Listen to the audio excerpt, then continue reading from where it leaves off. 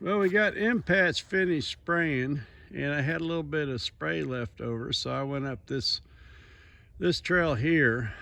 It's really kind of hard to describe the layout of the land, but part of that trail up there runs along one of the line fences, and it goes up to a corner in the line and makes a turn towards the left.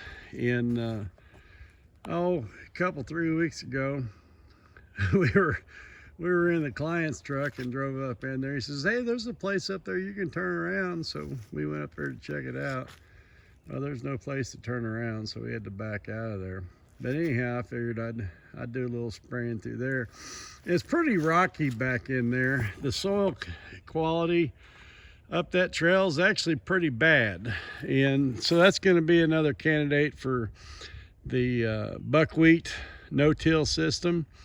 I'm gonna run up through there and seed some buckwheat, let it grow for about 6 or 7 weeks, and when my cultipacker comes in, I'll put that on the back of the tractor. We'll run up through there and fold that down after we've done some seeding.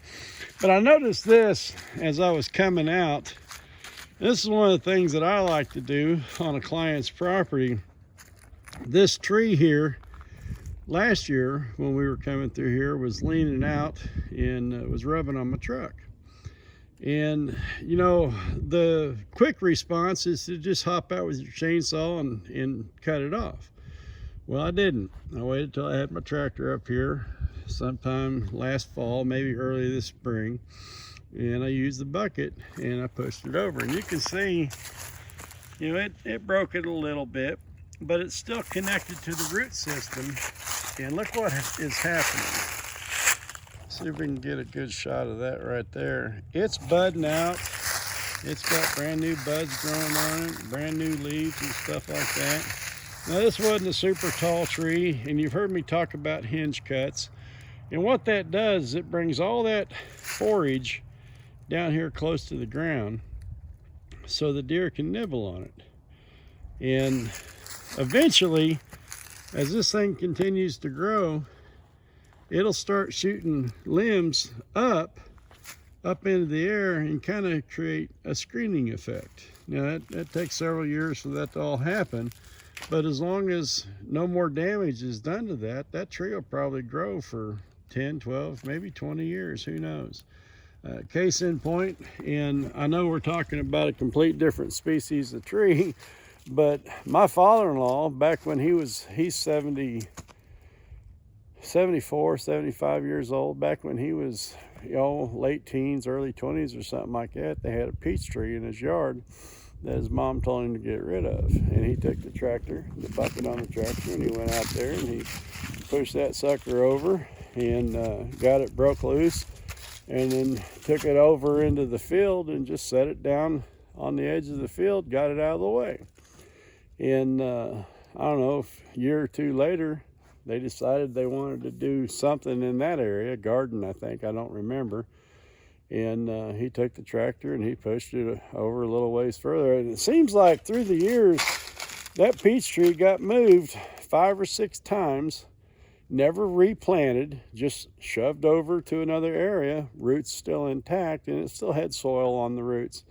And I guarantee you, a few years ago, they sold that property, and that tree was still growing and still producing forage.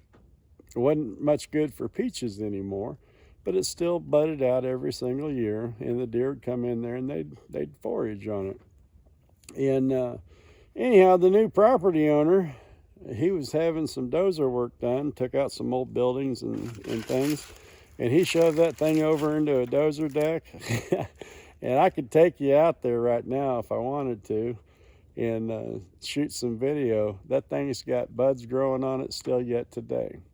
Those hinge cuts and pushing these small trees over, and I can, you know, trees about that size right there, not that bigger one back there, but this, what is that, a sycamore maybe?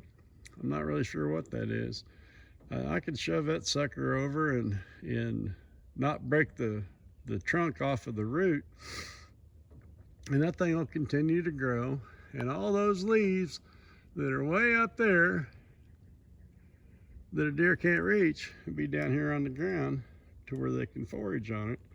And again, like I said before, after a few years, the limbs that are on the high side, because they're going to grow towards the sun, they'll all start shooting straight up into the air and create you a little curtain.